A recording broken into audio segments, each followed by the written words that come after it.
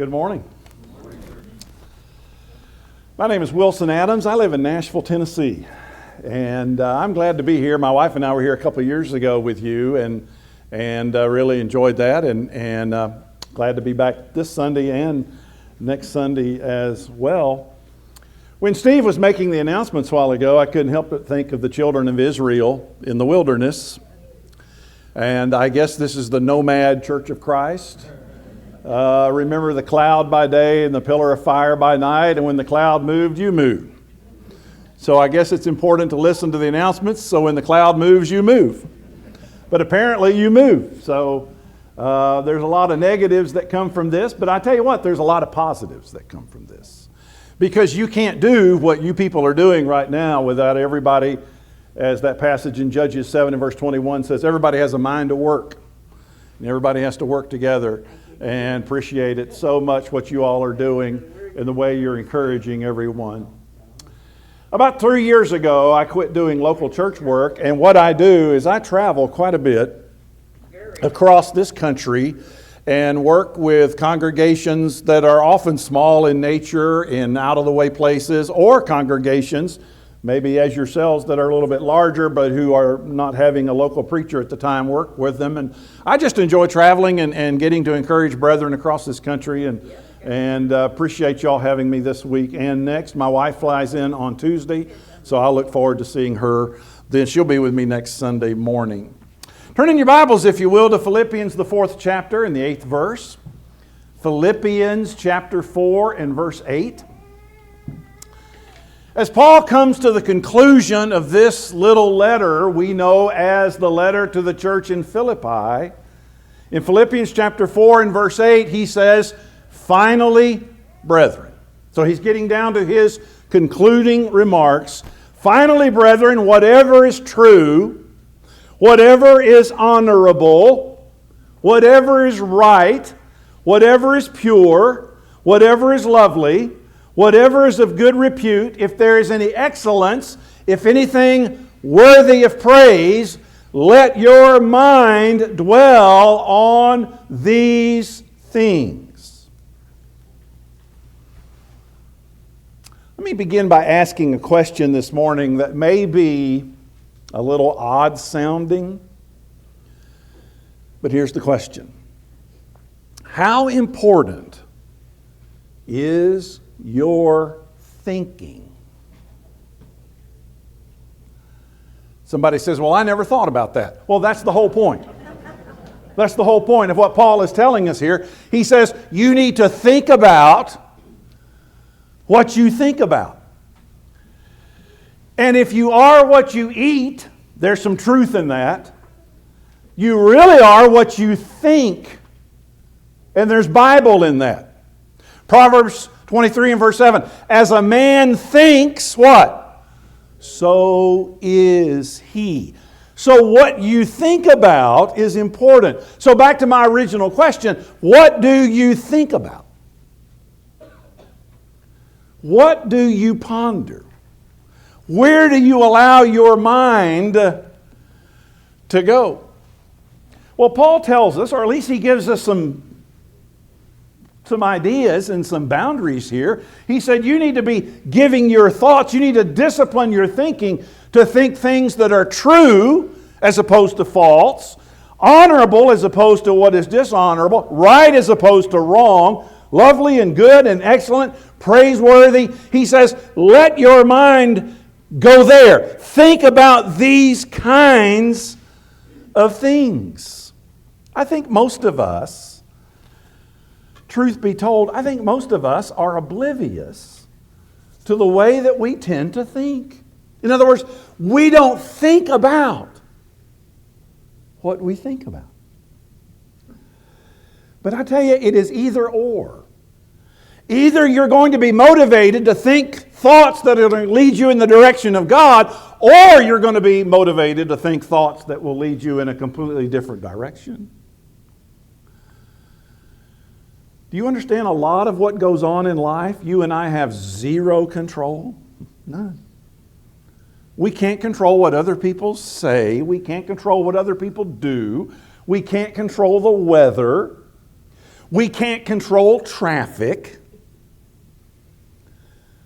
There's 8 billion people on planet Earth.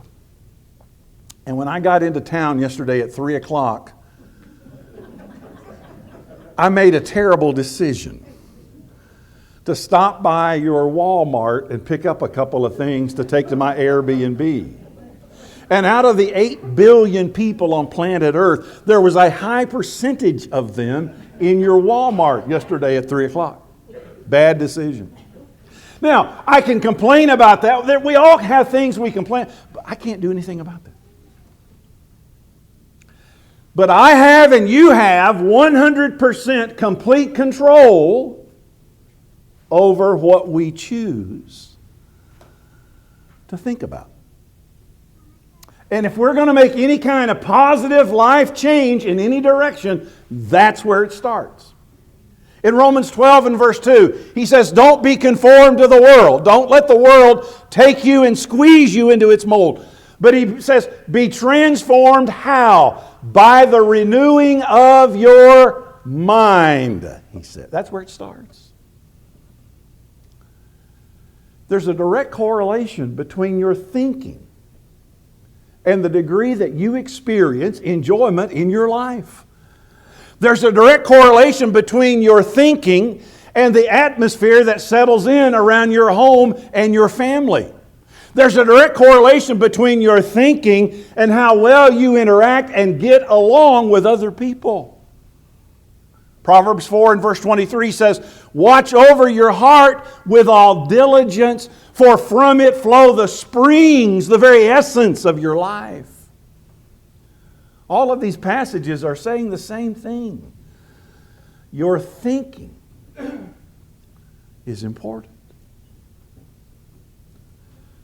You know what limits us? What limits us is not our past. Because, ladies and gentlemen, the last time I checked, we all have one. We all have things in our past and in our lives that we would love to go back and have a redo, a do-over. So everybody has some kind of past. For one thing, we've all sinned and fallen short of the glory of God. So we all have a past. So what limits us is not the fact that we have a past. People come to me sometimes and they say, well, if you only knew my past. Well, wait, I don't know your past, but you don't know my past. We all have one. And what limits us is not our present day circumstances, because I don't know anybody whose present day circumstances is always perfect. So if what limits us is not the fact that we have a past or that our present day isn't perfect, what limits us? It's what we think about. It's these thoughts that bounce around between our ears.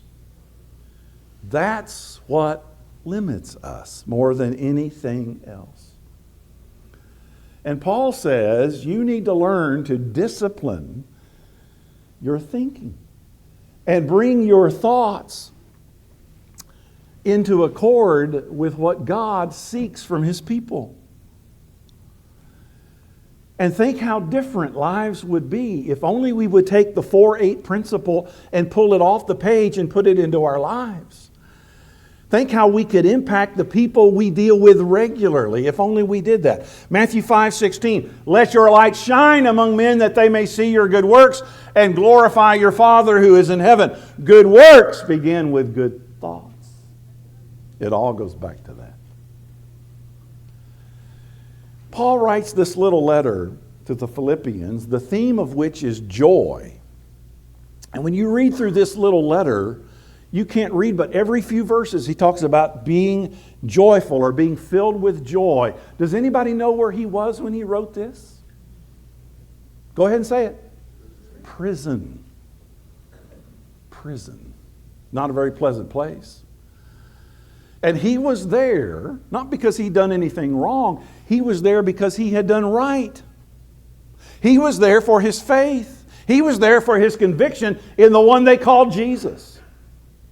So you would think when you would open up a letter written from a man in prison, in unfair situations, facing potential death, you would think you would open up this little letter and the first words you would read is, "Woe is me." And what would follow is all of the gripes and all of the concerns and all of the inequities he faced. And you don't see any of that in this little letter of Philippians. None. Here is a man who made a deliberate decision, a proactive decision of his thinking, to discipline his mind and think in a way that would bring honor to God. Why? Because his thoughts were a reflection upon his faith. And I want you to understand something this morning. So are yours. Your thoughts are a reflection on your faith. That's why our thinking is important.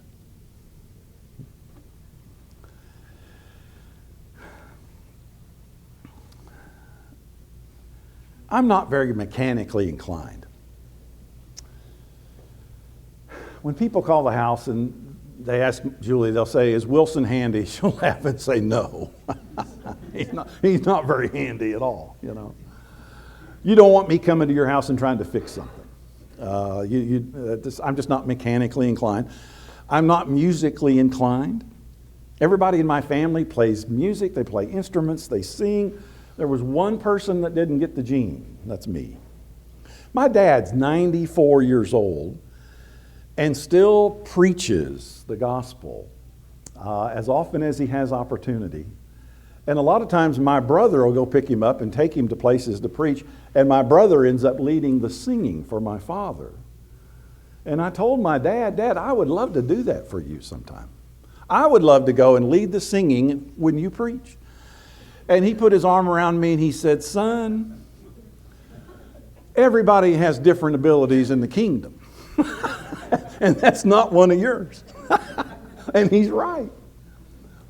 And I'm not very technically inclined. Technology and I sometimes just kind of get crossways, and I don't always know what I'm doing and understanding all of that. For the longest time, my phone was what I called a retro mobile device.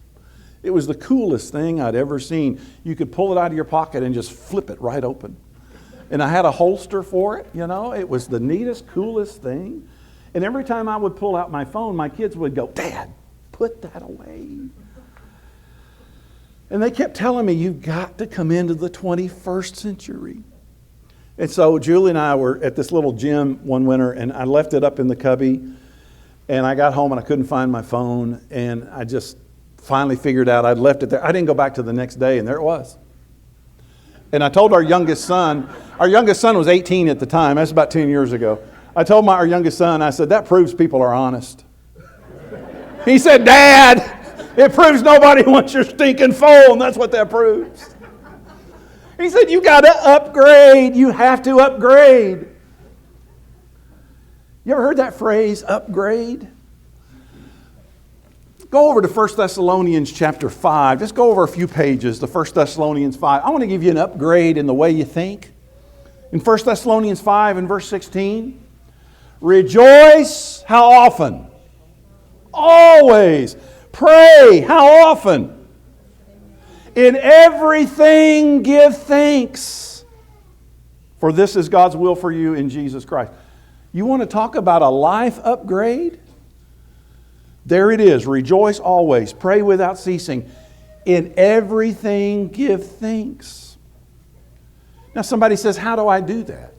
How do I rejoice always if things in my life are not always great? And how do I pray without ceasing when there's things going on that I'm struggling with? And how do I give thanks when there's things that are happening and I'm not thankful for those things? How do I do this?" Well, upgrading to this way of thinking doesn't mean that suddenly now everything in your life becomes perfect. That's not what this means. It means that above and beyond all things, you put Jesus first And even in the hard times, you find something to rejoice about. You find something to pray about. You find something to thank God for. And that's true of us as individuals. That's true of us as a collection of people as well.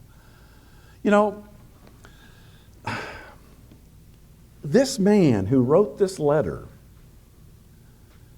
this man, in spite of the hardships he faced, made a decision to deliberately and without hesitation wrap his arms around the promises of God and stand on those promises. And if he can do this, in spite of situations that were less than ideal, if he could do it, so can you. So can I. Do you understand that joy is an outside sign of an inside faith? Do we not teach the children the old song, I've got the joy, joy, joy, where? In my heart. And you know what Solomon says about that? In Proverbs 15 and verse 13, Solomon says, if it's in your heart, it's going to show up on your face. How could it not? It's a way of acting that says, I may not understand everything about God. I certainly don't understand God's timing. I certainly don't have the answers to all of my why questions. But I've made a decision that I'm going to trust Him with every ounce of my being. And if we lived like that and we thought like that, people around us would want to know, what is your deal? And to be able to say to them, my deal is Jesus. And He has changed my life. And He can change yours. It's like God puts joyful living right in front of our faces. And we allow all of the peripheral stuff to get in the way and we don't see it. Julie gets put out with me sometimes because I'll go to the pantry and I'll open the door to the pantry and I look for the staple of my diet, which is crunchy peanut butter, not plain. And because I'm a male, I look intently in that pantry for 2 seconds. And that's when I yell, because she's in the back of the house, and I say, where's the peanut butter? And she yells back and says, 3rd shelf, eye level. Now, because I'm a male, I stand and look 2.5 seconds. And that's when I employ the whiny husband voice. You ever heard it? I can't find it. She stops what she's doing, walks into the pantry, reaches up, hands me the peanut butter. You know where it was? 3rd shelf, eye level. And she walks away mumbling something about husbands and helpless and selective hearing or whatever, I don't know. Now, in my defense, I'm 6'4".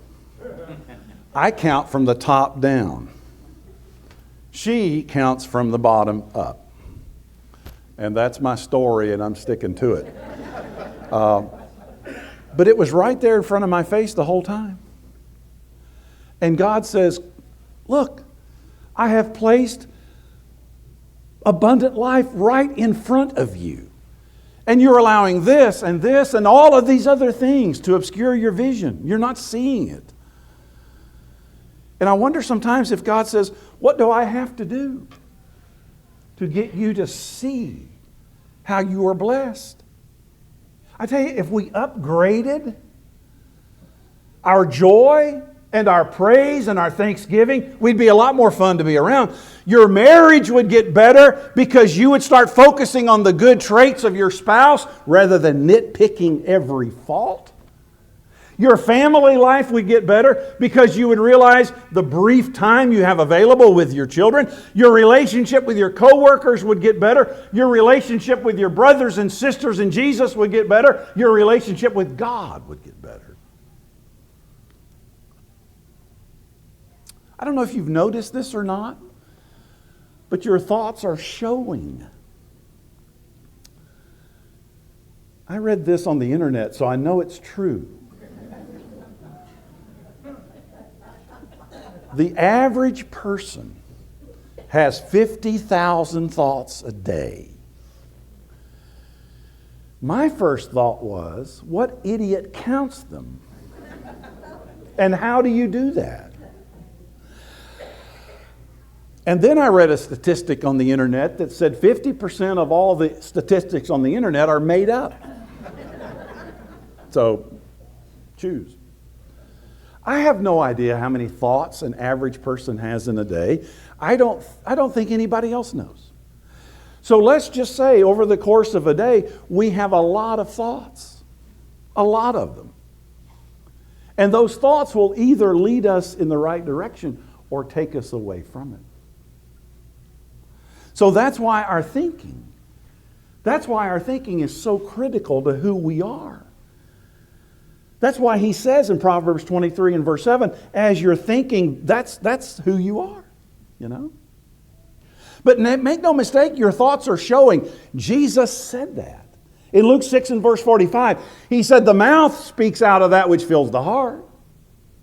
So when somebody says to you, oh, I shouldn't have said that, I spoke before I thought, it's not true. Now, you may argue that maybe you didn't think about it long enough. That'd be true. But if you spoke it, you only spoke it because you thought it. You can't divorce your thoughts from your speech. You can't divorce your thoughts from your actions. Ladies and gentlemen, change starts in the mind. It doesn't matter what kind of change you need to make. Maybe you need to make physical changes. Maybe you need to make relational changes. Maybe you need to make financial changes. Maybe you need to make spiritual changes. You won't make any changes if you don't start thinking differently. You know, by and large, you and I are the product of our decisions, not our circumstances. We can't always choose our circumstances, but we can always choose our reaction in response to them. And my choice in response is a reflection of my faith. So my question is, how deep is your faith? By the way, if you hang around people who don't have much faith or any faith, they will exhaust your energy, and they will a little bit at a time chip away your joy. In other words, if I associate with people who constantly whine and gossip and complain and condemn and commiserate, have you ever read that verse in 1 Corinthians 15 and verse 33? Bad company corrupts good morals. We preachers get up all of the time and we take that verse and we say, that's written to teenagers. Well, you know, Paul writes this whole 1 Corinthians 15 chapter. You think all of a sudden he says, oh wait, I forgot to say something to teenagers. That verse is for you and me. Bad company has a way of corrupting our way of thinking. If I go to Vanderbilt Hospital in downtown Nashville, and I go see somebody in the hospital, and I get on the 10th floor and I start my way down, and right as the elevator's closing, this other guy gets on the elevator with me and we start down, and as soon as the doors close, this other guy starts coughing and hacking. I think I'm getting the flu. I'm punching 9. I'm getting off. I'm taking 9 flights of stairs down because I know how that works. And it's the same way spiritually. We can't always choose in regard to everybody we are around. We can't always make those kinds of choices. But there are times when we can make choices. And we need to be careful, as was the case in Numbers 13 and 14 with the 10 spies. We can't take the land. There's giants in the land. Versus Joshua and Caleb, who said, get your eyes off the giants. Get your eyes on God. The sad thing is, look how the 10 impacted and influenced the people. Let me close in 2 Corinthians 10 and verse 5. 2 Corinthians 10 and verse 5. I want you to read this verse, and I want you to pay attention to the last phrase in 2 Corinthians 10 and verse 5, and then you tell me how important is your thinking. What does he say in that passage? Take how many thoughts captive to Christ? What does he say? Well, I pulled that out. I'm not very mechanically inclined. There you go. How many thoughts do you take captive to Christ, according to the end of that verse? Every. So don't tell me you're thinking. Our oldest son is retiring in law enforcement in less than a year. And when he was a little guy, on Saturday evening, a new television show had come on, and every Saturday evening he pulled me in front of the television. He said, "Dad, you got to watch this show. This is the greatest show ever made." So every Saturday he and I'd watch that show. You know what it was? Cops. Bad boys. What you gonna do? What you gonna do? And you know that.